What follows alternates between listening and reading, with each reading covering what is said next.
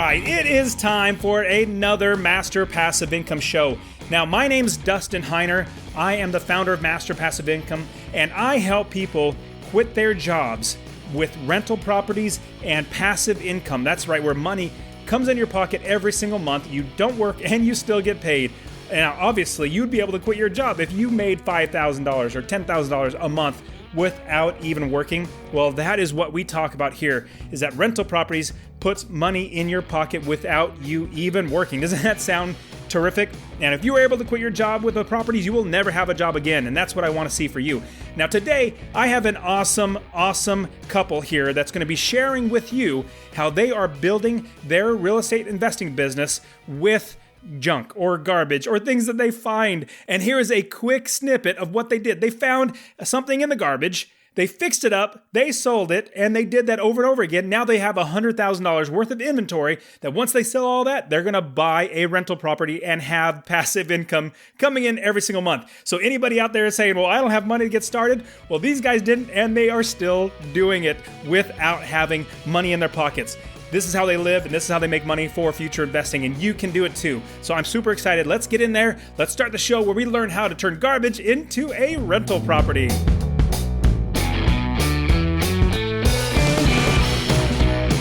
Welcome to the Master Passive Income Podcast, where we talk about all aspects of real estate rental properties, with a special focus on making enough money so you can quit your job and live the dream life.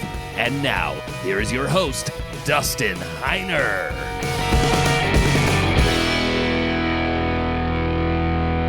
All right, now I know it sounds super crazy that somebody could take garbage, something that somebody threw away, and turn it into $100,000 of inventory that they can then sell to buy a rental property. Oh, it sounds crazy.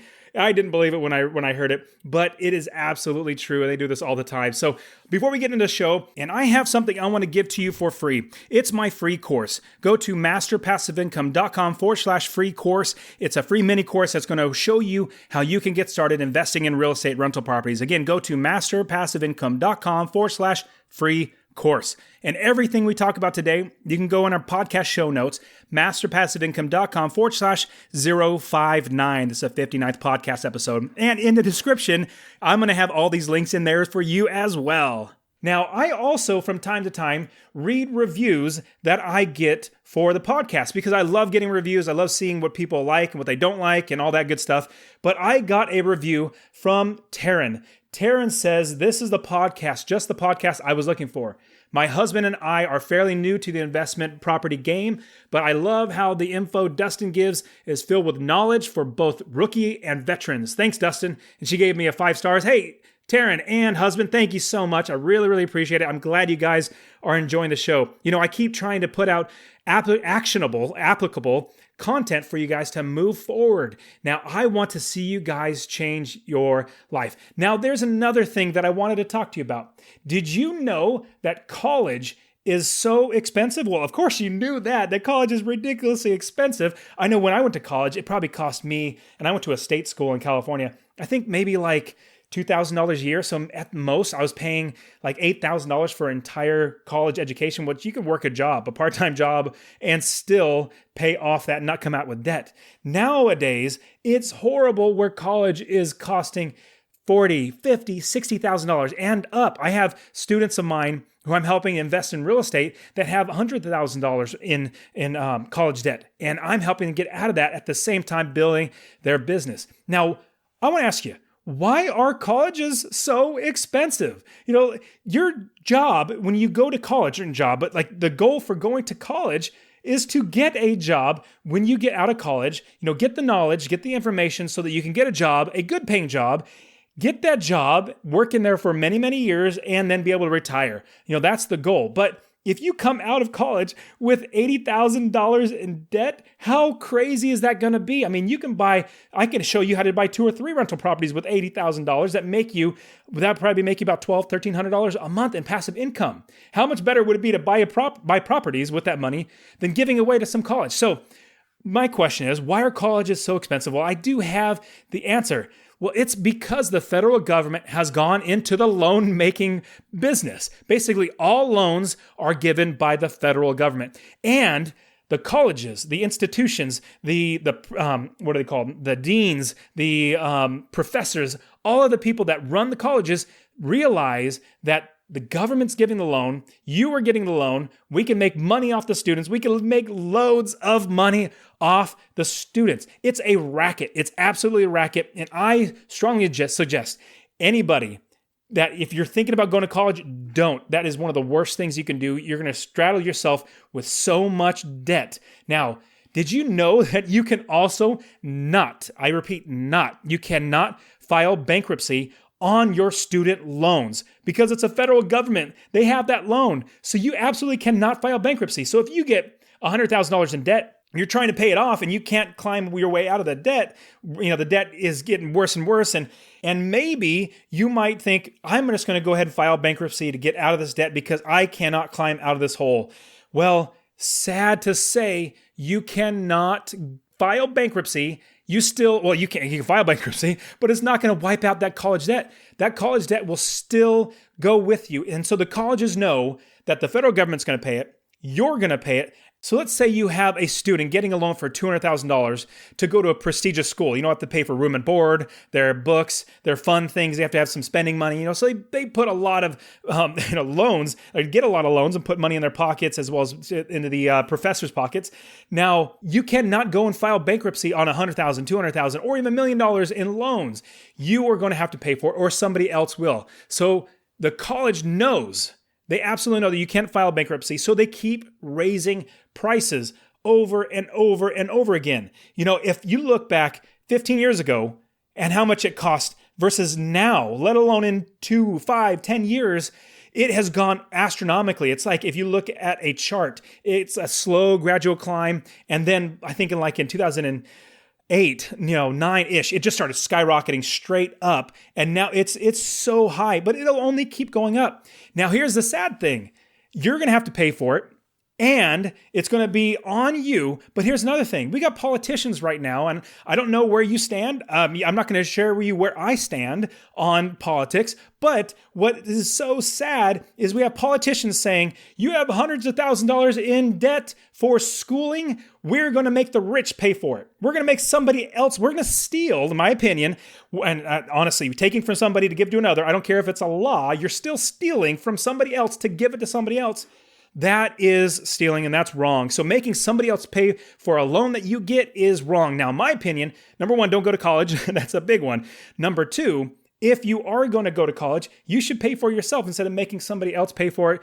My wholehearted opinion, buy rental properties. Buy rental properties so you don't have to go to college. This is a way to never go to college. In fact, my children, all 4 of my kids, I'm teaching them how to buy rental properties. In fact, just last month, my daughter, she's 11 years old now, she said to me, Daddy, when I have enough money to buy a car, I don't want to buy a car. When she's 16, 17, or 18, however old she's going to be, I don't want to buy a car. I want to buy a rental property. And that rental property make me money so then I could buy a car with that money. And I said, atta girl, that is fantastic. And her mom and I are not going to give her money. We're not going to buy car. We're not that type. We're really frugal. Even though we have money, we're not going to go to spend money on them because we want them to learn the value of money and hard work. So I'm encouraging you, don't go to college. If you've already gone to college, I would encourage you to say to your kids, don't go to college. There's so many better ways. And in my opinion, rental properties is the absolute best way to do it. All right, guys, let's get in the show where we talk to Robert and Melissa about flipping items, flipping garbage, flipping anything into a rental property. So imagine taking one thing that you find in the garbage, fixing it up, selling it, and then turning that over and over again into a rental property that makes you money every single month. That's what they do. I'm super excited. Hopefully, it probably doesn't come across like I'm excited, but I am. I'm super excited. These guys are terrific. So let's get started. Let's listen to the show where we talk to Robert and Melissa. Let's see how they do it and how you can do it as well. All right, everybody. I am so excited to bring on these 2 great people that are going to be sharing with us how they started investing and how they're going to continue investing in real estate with little or no money, basically starting from scratch. And so I have Robert and Melissa Stephenson here with me today. Hey, thank you very much, you guys, for being here on the show. No, thank you for having us. We're super excited. Excited to be here. That's great. So when I heard of your story of what you're trying to do, and we'll get into it in just a few minutes, I was really excited because you're doing something that a lot of people, they aspire to invest in real estate, but they say, I don't have any money. Like, how do I get started? And a lot of my coaching students, I actually have to help them to get started and figure out how to do it. And so it's a lot of work, but talking with you guys about what you've done, I'm super excited. So before we get into that, I would like to know who you are besides your businesses and everything, like how long you guys been married, how many kids you have, how you guys met, just fun things about you guys. Cool, for sure. We've been married for almost 12 years. 12 years this summer, right? July. July. And we have 3 kids, ages 6, 5, and 3. Our oldest just was in kindergarten this year, so we just started the school thing. Yep. So what else about us? It's very, our life is very interesting right now. It definitely revolves around our kids, and we absolutely love them. So everything that we do is really to spend time with them and raise them. That's great. Same here. I quit my job when I was 37 years old, and I'm super blessed to be able to be home with my kids. It's just a blessing to be around my wife and my kids all the time. So what do you guys do for fun? Do you guys have any hobbies or anything else that you guys like to do? Go to flea markets. No, we love everything. We love water sports. We grew up in down here in Florida, Orlando area, and I grew up on the water. We love surfing on the water. We love wakeboarding, anything that has to do with the water, jet skis. We love that. And then we do a lot of exercising as well. Melissa and I run, push the kids in the stroller, and we jog quite a bit. And then we're just outdoors people. We love doing anything pretty much outdoors. Camping as well, yes. That's great. That's terrific. And Melissa, you mentioned going to flea markets. Now, I personally cannot stand flea markets. I can't stand going to yard sales or garage sales and things like that. But that's something that got you guys basically. It's a passion for you guys, but at the same time, it's going to help you to get moving into real estate. So that we're going to talk about in just a second. Now, when you already have one property, so how long have you guys been thinking about rental properties? And then tell us a little bit about that first deal, that first property you guys had. Were in houses before me. A couple years, probably 10, 15 years ago, I actually was flipping houses. So I bought and sold houses. We have one rental right now. We were living in the rental. We bought the house across the street from the rental to move into when we outgrew the smaller house. And now we rent that. Kept it as a rental. Yeah, and we kept it as a rental. We actually do Airbnb in that house. And we just started that last year. We did long term for almost 5 years, and then just started last year doing Airbnb for that house. Yeah, we love real estate. I do have a passion in what I do right now for flipping. But real estate is where there is so much money to be saved and made in the real estate industry. So we'll continue to grow our real estate portfolio for sure. Yeah, our long-term goal, what we've talked about for years, is to have at least 10 properties that we manage, and that's kind of our retirement. Yeah, for sure. That's fantastic. Now, tell me about that switch from being a long-term rental. We have year-long leases, or hopefully longer than that. They stay in there for a long time. Now doing Airbnb. Tell us a little about that. Is it better going to Airbnb, and what was the switch, and are you making more money? We are making more money. It is more work for sure, because I don't hire out the cleaning. I do the cleaning, but the house is only 600 square foot. So that makes a big difference. It's not huge. It's perfect for 2 people.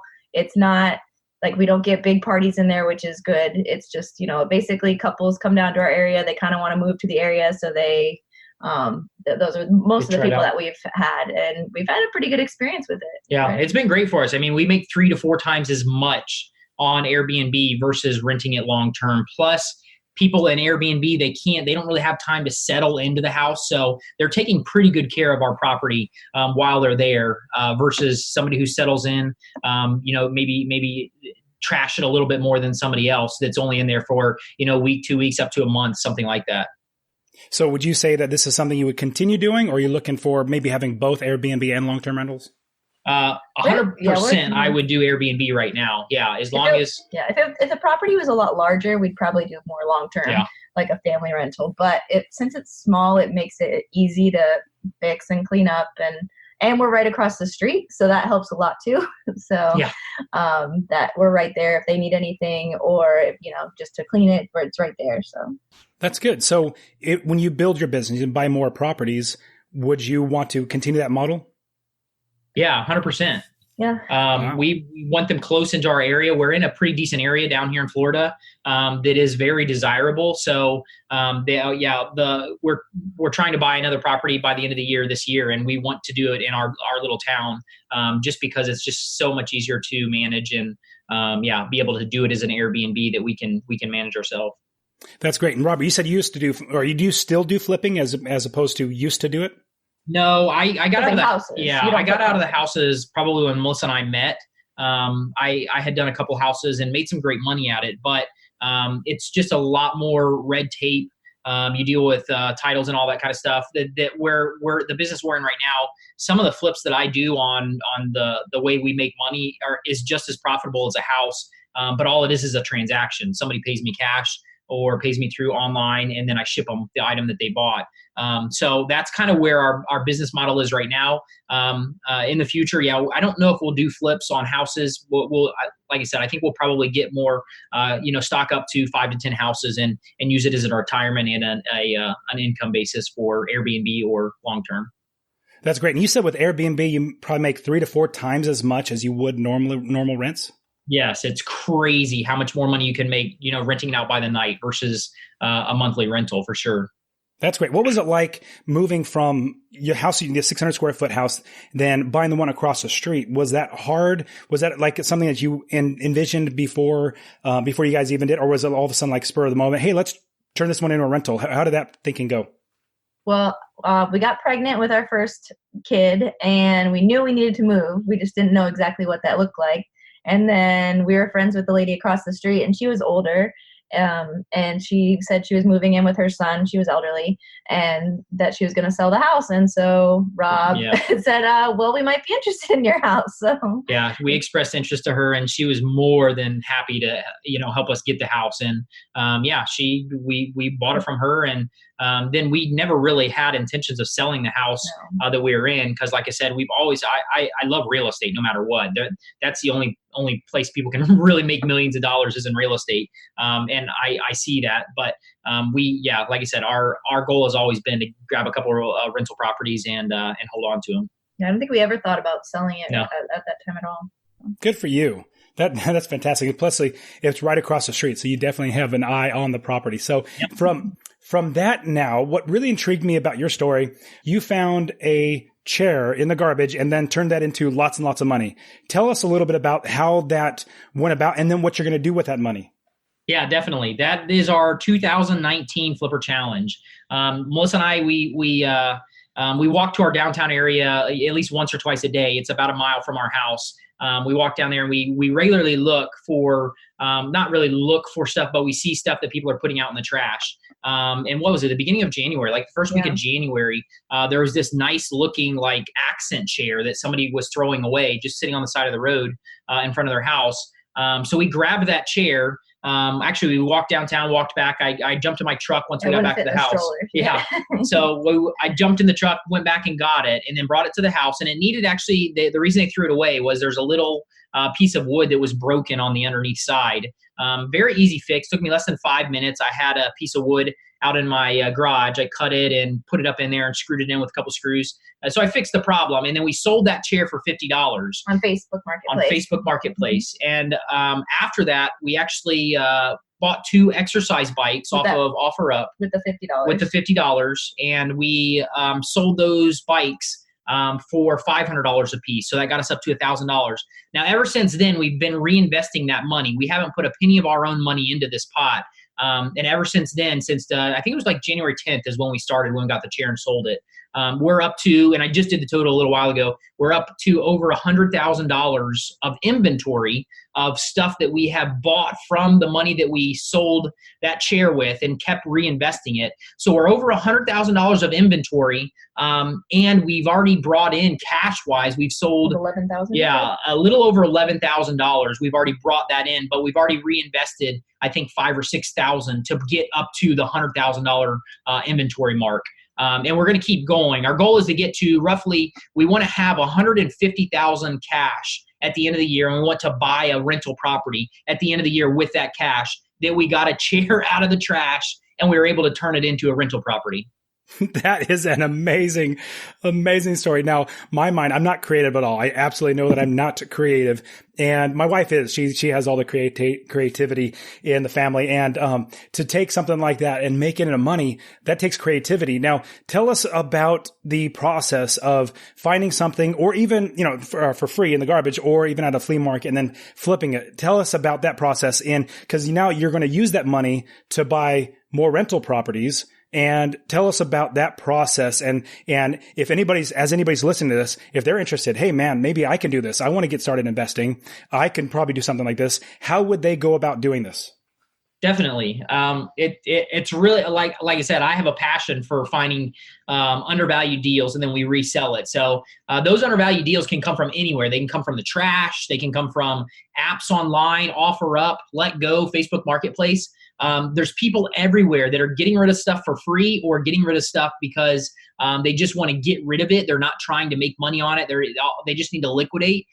If you have your eyes open and hone your skills to looking for those deals, you can buy them, you can get them for free, and then you can turn around and then sell them on different venues and make just so much money. So like you had mentioned before, flea markets, yard sales and stuff are not your gig. That doesn't matter in today's society, because you can sit like me. I sit in my lazy boy at night and I surf OfferUp, which is a reselling app, or Facebook Marketplace, and I just scroll through the pictures and I find an awesome deal. I send them an offer, they accept the offer, and then all I do is go pick up the item, bring it back, take pictures of it, and then 90% of our sales really come off of eBay, but we do list on other venues to sell items. But we make the most money and the most sales on eBay because of how big it is. That's pretty neat. Now, with finding that item, more than likely you're going to have to do some work to it. You don't always have to do some work to it, but is that something that somebody needs to be handy or be creative in painting and, fixing up things? Yeah, that comes into play again with the society that we live in, with the technology. You absolutely don't have to know a thing about anything to get into this, because we have YouTube and Google. The secret weapon is YouTube. That's it. Back in the day when I first started this, we didn't have that at our fingertips when I was young.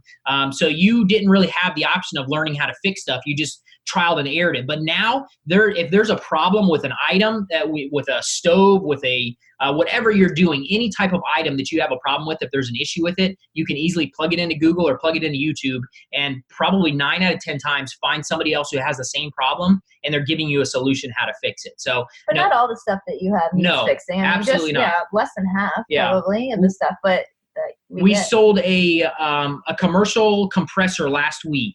I ended up buying 3 of those compressors for the flipping challenge. We sold one last week. We sold it for $5,350, and we paid $333 for it. We didn't do one thing to that compressor other than wipe it down with an Armor All wipe, and then we listed it online, and that's it. That's all we did. We didn't fix it. We didn't do anything with it. That's all that we had to do to make that profit on that. So there's deals out there like that, and you gotta know how to look for them and find them and sell them. Did you sell that on eBay? We did. That actually is going shipping out tonight. from Florida to California. So oh my goodness, that can't be cheap to ship that. That's what a lot of people think, but that's the other thing that's amazing about this industry that we've been in. We've learned the tricks of the trade. So it's costing me, I just paid for shipping last night on it, so I'll actually ship it out tonight, but it cost me $317 to ship from Florida to California. On a pallet. And it's a large commercial compressor. Yeah, it's on a pallet. It's probably close to 6 foot tall. It's 6 foot wide, and then like 4 foot deep. So it's a big unit. But it only cost me $317. Plus, I didn't pay a penny of that. The guy who bought it, I charged him shipping for it. So, that's the best part about this business too, is you can put shipping into your items and you're not actually paying for them.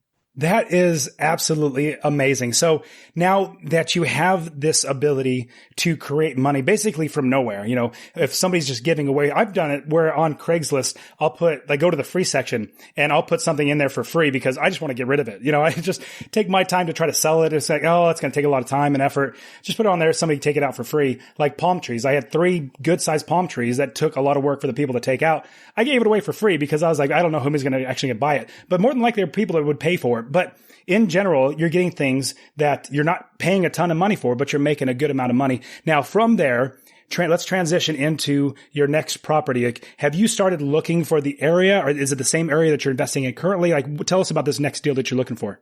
Yeah, we're a little bit different too. Like I talked to a guy the other day on the phone. He's like, I'm a realtor. I kind of told him what we were doing. He's like, well, please use me when you go to buy a property. We do properties a little bit different than a lot of people. I'm really good in person and on the phone. I'm very charismatic, I guess you could say. I actually go in the local areas where we want to buy, and this is how I've done it like my whole life.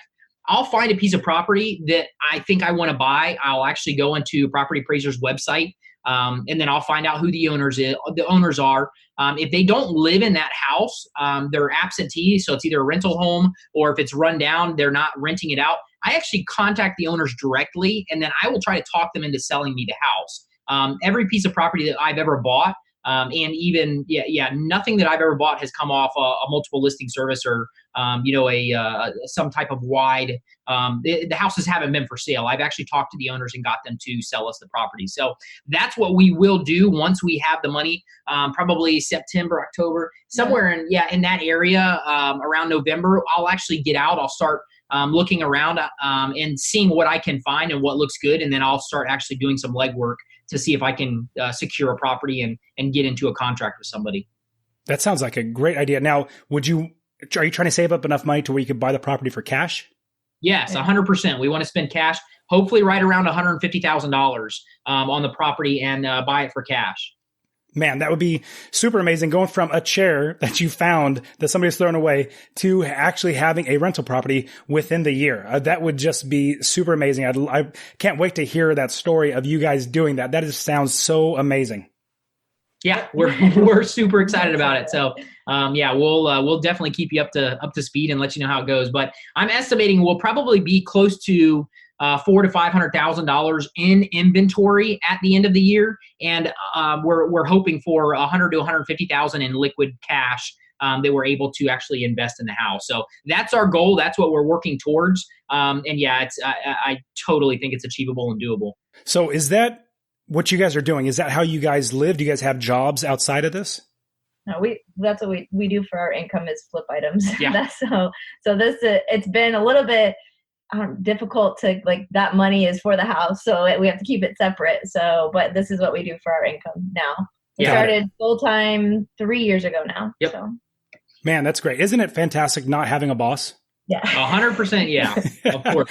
Well, good for you. Now, I'm the type, and it seems like, Robert, with you searching for items to acquire, then sell, that's a similar thing of looking for a property to acquire and sell. I personally am not, it's too tedious for me. I'd rather have a wholesaler do it or a realtor do it or somebody else do that and bring me the deal. I just love it. I pay them to do it. I pay them like a couple of, $3,000 to $5,000 for that deal. But at the same time, it saves me that headache because I just don't like doing it. But I know, like, my wife and my mother-in-law, they love going to yard sales. They love finding things that people would, hey, look at this, what I found. It's worth this. And I'm like, I hate that. So that's just how I am. But there are so many different ways to invest in rental properties and real estate. And I'm super excited for you guys. Now, from this, how are you going to continue to build your real estate business? Is it going to be with this, or what? Do you have any other thoughts beyond this next property? Yeah, definitely. This is our, I could go into a little bit more detail for next year, but for this year right now, this is what we're focusing on. Once we do this, probably within the next 2 years, we'll start doing the same thing and investing in more properties, but we don't have any specific plan as for how quick we'll actually acquire more properties. So this next property, will that be a long-term rental or an Airbnb? I think you said it might be Airbnb. Yeah, that's what we'll shoot for. We'd like to. I think it depends on the property that we get. Like our downtown is pretty, it's like a small little downtown, and it's people love it. Yeah. And if it can be, close to that, then we'll probably get an Airbnb. It kind of depends on the location. Yeah. Got it. Now, looking back, are there any mistakes that you've made either in real estate or in finding items to resell and all? Is there any mistakes that you can share with our audience to see, hey, if you see this coming, watch out for this? Yeah, we had another piece of property that was closer to our downtown area with a house on it that we bought. What was that? Like 3 or 4 years ago? No, sold it 3 or 4 years ago. Is that how long it's been now? Yeah. Wow. We sold it 3 or 4 years ago. So we probably had it, we bought it 6. I think we probably had 2 years before we sold it. Yeah. And I wish 100% that we had not sold that property. And yeah, that's one of the bad things about, you look back and you see stuff that you wish you hadn't have done. And we did that versus keeping it, either bulldozing it down. It needed quite a bit of work, but either bulldozing it down and rebuilding a house on it, or just fixing up the house. So you couldn't get motivated to fix it. Yeah. That's the problem. It was just sitting there, and we couldn't get the motivation to get it done. And there's a lot of life-changing things that were going on. That we were having kids. It was hard to find the time to get over and do the normal stuff on it that I do. We both had jobs then too. Yeah, we did. So yeah, that's one definitely I have regrets on. As for our normal flipping job, like what we do, we sometimes we make mistakes, but you just learn from those mistakes. You get right back up and get going. That's the best thing you can do. I agree. So would the takeaway be, if you own a piece of property, don't sell it? Is that really the takeaway? That's what I would say, 100%. Real estate is by far the way to go. I mean, there's ups and downs with real estate, but one way or another, it seems like no matter what happens, it always comes back. So, I totally wish we had not sold that piece that we had, and we would have it right now for sure. I completely agree with you. And it's hard for me, and I rarely do sell property that I own, but sometimes if they're offering enough money or there's something issue with it that I'm just like, you know what, I don't want to deal with it anymore. But rarely do I ever sell property because that's real estate's one thing that they're not making any more of. And so if you have it, you're definitely going to be wealthy. And it's something we can pass down to our kids and then our grandkids and just keep passing it down. It's such a terrific wealth generating vehicle for your entire family. Yep, for sure. 100%. We agree.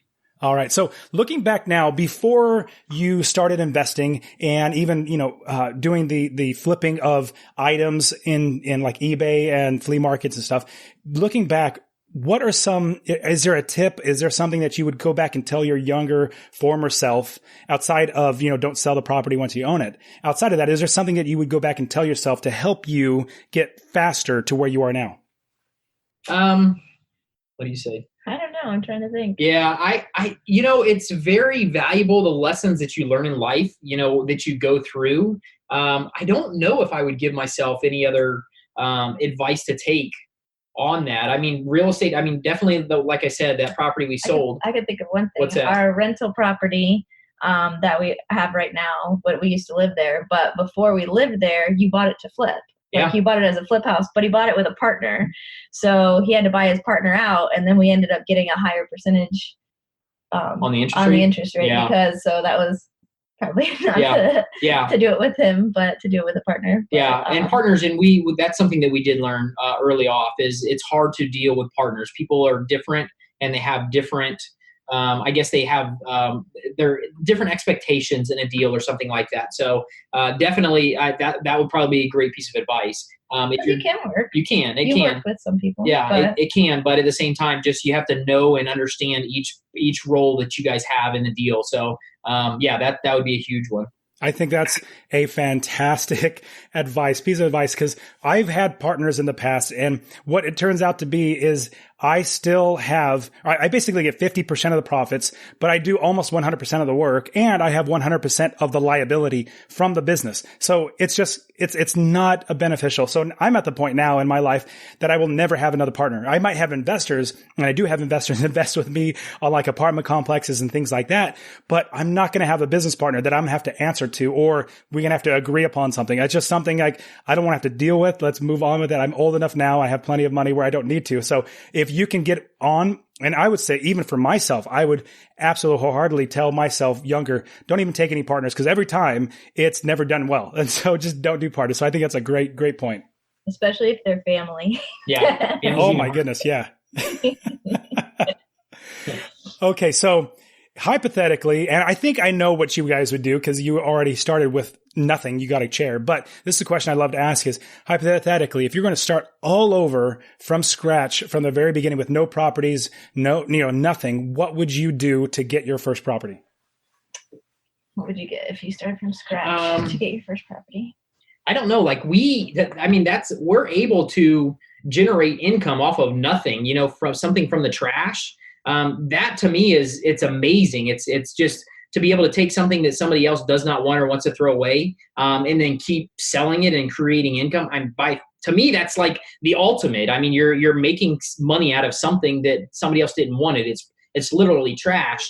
And if you didn't take it, it would be in a landfill filling up our landfills versus you taking it pretty much either rehabbing it or repurposing it or just selling to somebody who really wants it. So that's what I would say 100%. Yeah, Robert, I completely agree. And just knowing where you guys have come from, where you took a chair from that, you took it from the garbage or basically somebody thrown away and you fixed it up. And now you have $100,000 in inventory, turning that into hopefully $150,000 in liquid cash so you can buy a property. That's great. Now, is that something you're going to continue to try to do, is buy these properties for cash? Yeah, I mean, that's what we really want to do. It just makes the whole process easier. Everything's easier if you can spend cash versus having something over your head lingering. So yeah, our model is definitely cash versus borrowing to get it.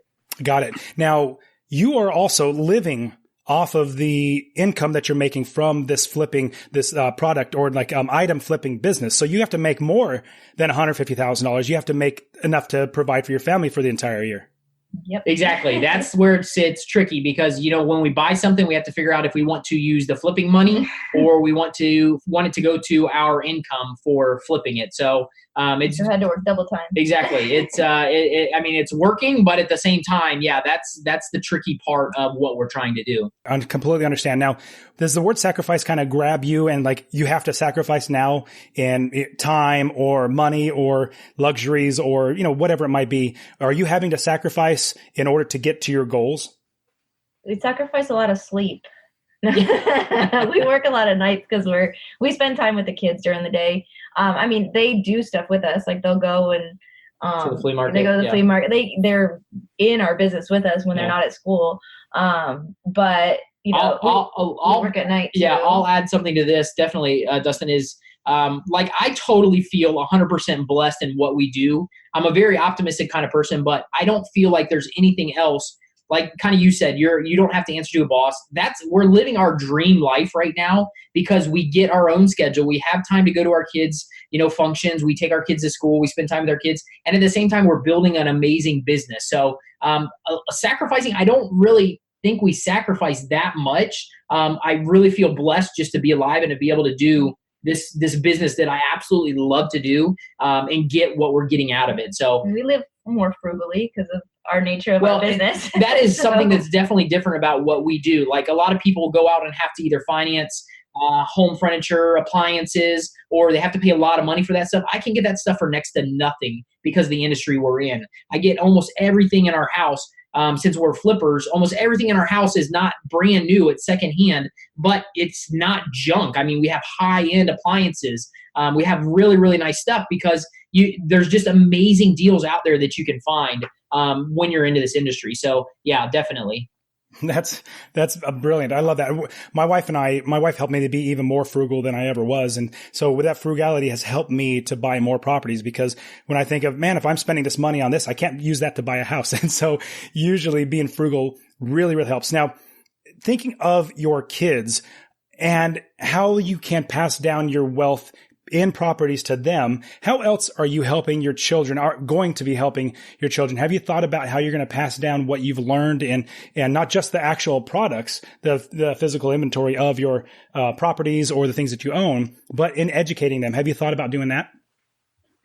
They're just now to the age, like our oldest is just 6. So we just kind of, are getting into a little more responsibility and that kind of thing. And learning a little bit about money and, and when they want something, Joey just started a system where they, do little chores for their level and they can get a couple dollars to go to the flea market. So, and then they can spend their money at the flea market. And I mean, that's just kind of the level we're at right now. But I think them seeing us work every day, they know what we do is work. Like they understand that. Yeah. They do videos with us when we do our blogs, our everything that we do. They're involved with it, so they have a good understanding of what we do, which I think that they will take with them and understand it. And I think they know that this is our passion, and we work hard, and we're doing what we like to do. And I think that we want to instill that in them for sure, to follow their passion and have good work ethic and work hard at what they want. Yeah. So. Yeah, that's great. And being able to afford the lifestyle that you guys want to have, that's great. Now, looking at how you are able to take an item and turn it into $100,000, is that something that's would be, I know you said, you sit on your lazy boy and you jump through the apps and you do that. Is that something that any one of the people listening, is that something that they can do? 100%. Yeah. If it's what you like to do, or you think you might be interested in it, it's definitely a skill that you can learn. And we actually, 3 years ago, we actually started a course to teach people to figure out if it's what they want to do. They can actually, go through a course and learn the skills that we have learned. I've been doing this since I was 16 years old. Not always full time, but part time I have. I've learned a ton of things along the way. Most anything that could ever happen to anybody in this industry of flipping items and buying and reselling, if one way or another, I've gone through the experience, and that's why we put a course together to actually teach people how to go from wherever they're at, whatever their questions are, how to get to the next level, and just teach them, our expertise, our skills on the matter. That's great. That's great. And I know there are going to be so many people that are going to be listening to this and knowing that they have either little to no money. And just like you guys, they can start with finding something that somebody's throwing away and eventually flip that and turn that into enough money to buy property. So that's great. So with that, with the course and how to find you guys, how would any one of our listeners be able to find you, see what you're doing if they want to take your course, or how would they be able to find you guys? At our website, Flea Market Flipper is our website. And we actually, for anybody listening to for your audience, we have our ebook, Beginner's Guide to Selling on eBay, that we can give to anybody listening to your podcast. That's great. Yeah, I will put that link, and I'll get that from you. I'll put it inside the show notes as well as the description, so you can just click on that and go ahead and get that ebook. That would be really, really great and beneficial. I know there are so many ways that you can make money, and this is a great way to do it, especially when you're not using any of your own money. So that's awesome. Yeah. So that was fleamarketflipper.com. Yep. That's great. us. Great. Well, I thank you very much, you guys. It has been great talking to you. You guys sound like a terrific couple. I'm really, really glad that I got to have you on the show. And I think our listeners have been able to glean a lot of it, because a lot of people starting with little to no money. I mean, we basically all start from zero. And so we need to start from scratch. And this would be a great way to do it. So thank you very much, you guys, for being on the show.